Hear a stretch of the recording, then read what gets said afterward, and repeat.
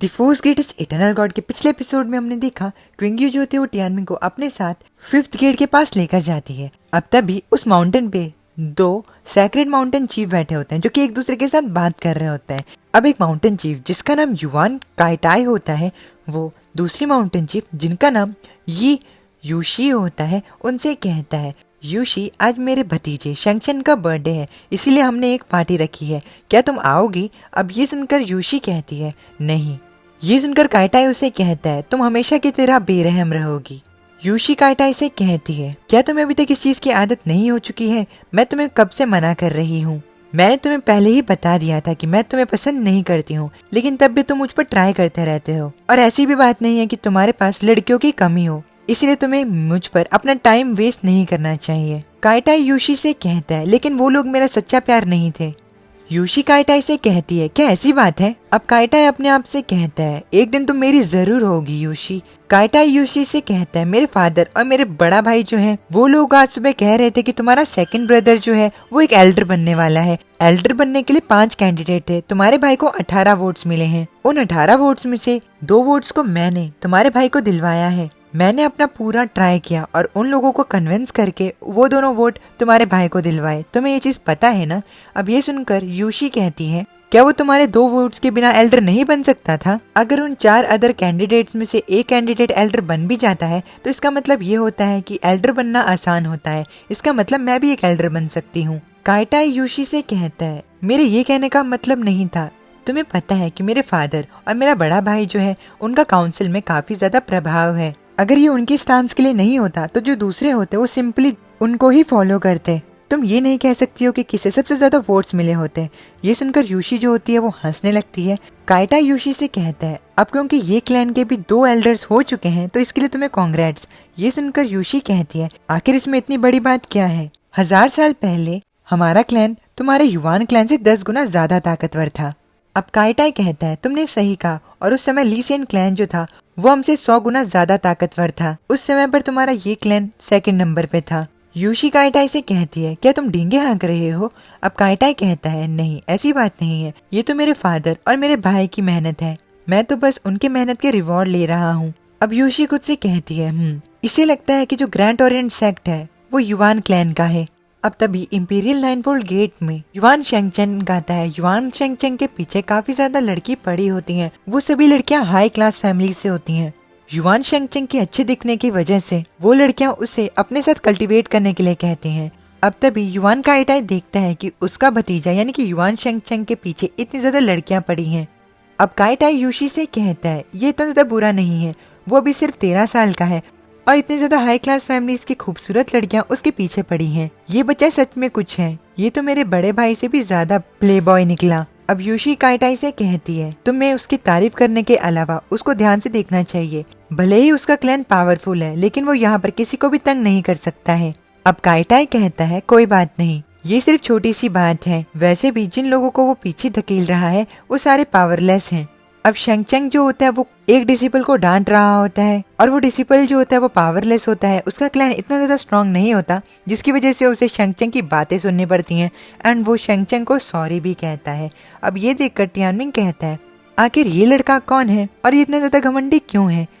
अब क्योंकि टियानमिन को बताती है कि ये युवान शेंगचन है, ये प्राइम डिसिपल युवान शेंडू का छोटा भाई है।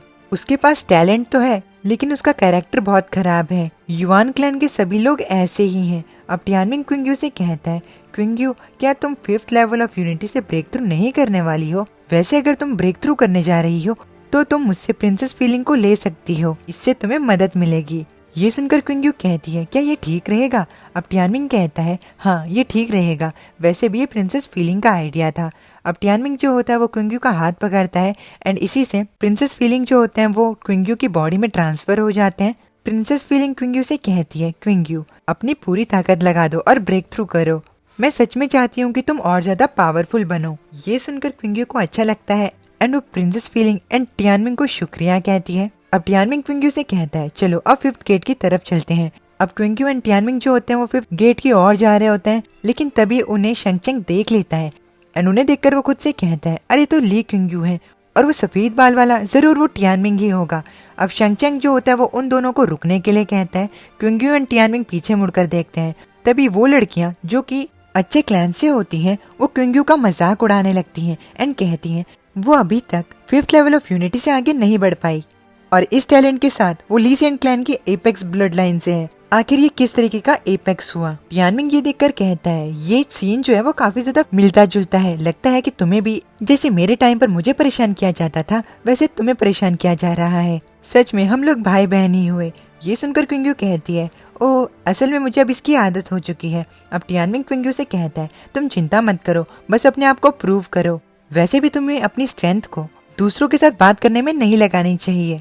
अब वो सभी लड़कियां क्विंग्यू से कहती हैं क्या वो जो व्हाइट हेयर्ड लड़का है वो तुम्हारा बॉयफ्रेंड है? वो तो सिर्फ स्पिरिट सोर्स में है। तुम्हारी चॉइस सच में काफी ज्यादा अच्छी है। वैसे ली क्विंग्यू तुमने कुछ समय से वूयू फैक्शन के मिशंस को नहीं किया है, इस चीज का ध्यान रखना। अगर तुम मिशंस को नहीं करती हो तो सिस्टर वूयू जो है वो तुम्हें फैक्शन से बाहर निकाल देंगे और अगर ऐसा होता है तो तुम्हें अबाइसल बैटलफील्ड में फ्यूचर में अकेले ही जाना होगा। वूयू फैक्शन का नाम सुनकर टियानमिंग कहता है आखिर ये वूयू फैक्शन क्या है?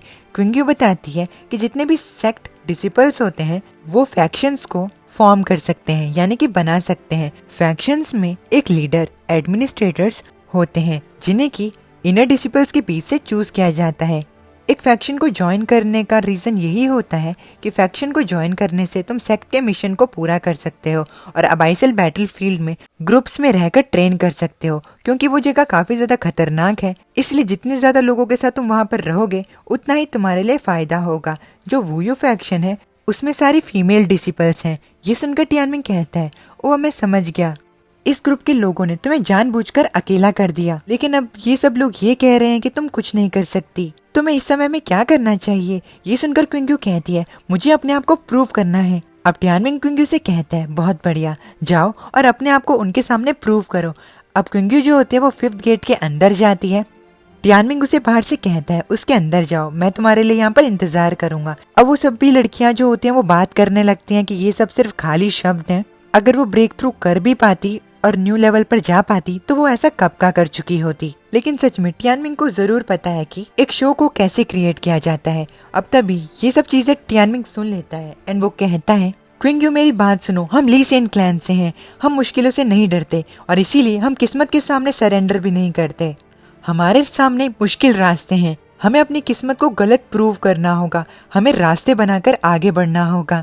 यही हमारा ली सेन क्लैन की विल है। हमारी ली सेन क्लैन को कभी भी निराशा को एक्सपीरियंस नहीं करना है। हमारा ली सेन क्लैन जो है उसके पास सबसे ज्यादा पावरफुल इच्छा शक्ति है। हमारे अंदर हमारे एंसेस्टर्स का खून है, इसीलिए हम उनकी इच्छा शक्ति को आगे लेकर चलेंगे और हम फाइट करे बिना हार नहीं मानेंगे। टियानमिंग की बात सुनकर क्विंग्यू काफी ज्यादा मोटिवेटेड हो जाती है। वो अपनी कल्टीवेशन को शुरू करती है और कुछ समय बाद ही वो सक्सेसफुली एक न्यू लेवल पर पहुंच जाती है। टियानमिंग खुद से कहता है ऐसा लगता है कि वो ब्रेक थ्रू कर पाई, लेकिन मैंने ये नहीं सोचा था कि ये इतना ज्यादा स्मूथ हो जाएगा। अब क्विंग्यू जो थे वो रोते हुए बाहर आती है एंड टियानमिंग को अपने गले लगाती है। वो टियानमिंग से कहती है आपका बहुत बहुत शुक्रिया, अब से मेरी इस जिंदगी में आप मेरे लिए सबसे ज्यादा इम्पोर्टेंट पर्सन हो। ये सुनकर टियानमिंग उसे कहता है शांत हो जाओ, तुम्हें ऐसा बिहेव करता देख ऐसा लगता है कि तुमने सालों से ब्रेक थ्रू नहीं किया और तुम क्यों रो रही हो। अब प्रिंसेस फीलिंग जो होते हैं वो भी रोने लगते हैं एंड टियानमिंग को बताते हैं क्विंग्यू ने न केवल ब्रेक थ्रू किया है बल्कि उसके साथ एक और चीज हुई है, उसके हाथ पर देखो। अब टियानमिंग क्विंग्यू के हाथ पे देखता है तो उसे पता चलता है कि क्विंग्यू के पास अब 3 की बजाय 5 वेन रिंग्स हो चुकी हैं और ना केवल ये उसकी वेन रिंग्स जो हैं वो सिल्वर कलर में चेंज हो चुकी हैं। अब क्विंग्यू टियानमिंग को बताती है बिग ब्रदर ये पेंटामून स्काई बेन है, ये एक extremely rare morphing life bane है। ये सुनकर टियानमिंग कहता है क्या ये सच में इतना ज्यादा शानदार है? अब जल्दी करो इसे छुपाओ ताकि दूसरे इसे ना देख पाए। ये सुनकर क्विंग्यू कहती है ठीक है। टियानमिंग कहता है वैसे भी हमें इस पूरे समय में घूर कर देख रहे थे। अब टियानमिंग खुद से कहता है हमारे सेकंड एंसेस्टर ने भी यही चीज एक्सपीरियंस की थी, लेकिन उनके पास 4 बेन रिंग्स थी और क्विंग्यू के पास 5 पेंटामून स्काई बेन। ओ एंसेस्टर, क्या तुम सभी लोग पागल हो चुके हो? मुझे ऐसा क्यों लगता है कि ये सभी चीजें जो हैं वो एक कोइंसिडेंस नहीं है। ली सेन क्लैन में सभी लोगों को ये लगता है कि जो नंबर ऑफ बेन रिंग्स तुम्हारे हाथ में लाइफ बेन के क्योर होने के पहले दिन से आती हैं, उतनी ही बेन रिंग जो है वो तुम्हारे हाथों में तुम्हारे मरते दम तक रहेंगी। लेकिन मुझे ऐसा लगता है कि उन लोगों ने लाइफ बेन को अंडर एस्टिमेट कर दिया। अब इसी के साथ हमारा ये वाला एपिसोड यहीं पर खत्म हो जाता है। उम्मीद है कि आपको ये एपिसोड पसंद आया होगा। अगर पसंद आया तो प्लीज वीडियो को लाइक करके चैनल को सब्सक्राइब जरूर से कर दीजिएगा। एंड हाँ, डिस्क्रिप्शन में आपको नहीं कुछ नहीं मिलेगा, माता ने